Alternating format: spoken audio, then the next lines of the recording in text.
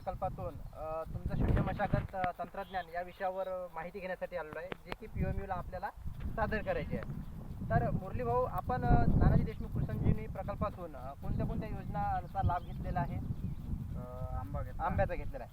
बरं, आपण जवळून दादा आंब्याचा हे करा. याला हे जे जाळी आहे त्या आतमध्ये तुम्ही आंबा लावलेला आहे, तर हा शून्य मशागतचा आहे, बरोबर आहे? म्हणजे तुम्ही याच्यावर लागवड केलेली आहे पूर्ण झाड.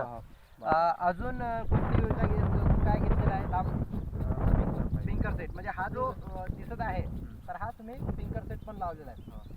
आणि यामध्ये तुम्ही शून्य मशागतमध्ये समजा याला नांगरत नाही, तो काही नाही, आणि ह्याच वेळेवर तुम्ही लागवड करता. तर दरवर्षी आपण आता ह्या वर्षी समजा ही जागा तुम्ही हे केली आहे, तर पुढच्या वर्षी यामध्ये आपण जर एखादं पीक टाकलं तर अजून काय होईल? फायदा होईल याचा, बरोबर आहे?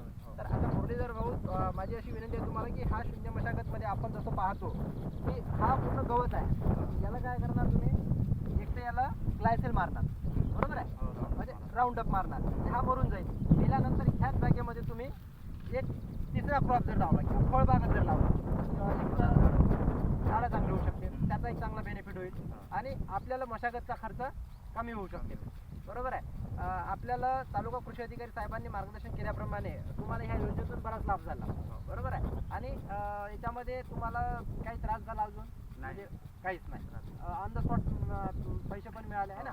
आणि ह्या योजनेतून तुम्ही जसं पाहता की फल्ली पाहिजे, आपण फल्ली पण पाहून घेऊया, ती पण शून्य मशागतमध्ये आहे ना. तर त्याचं थोडंसं आपल्याला ती पण दाखवून द्या. आणि ही पूर्ण स्प्रिंकलर तुमचे फल्लीमध्ये लावलेले आहे बेटा.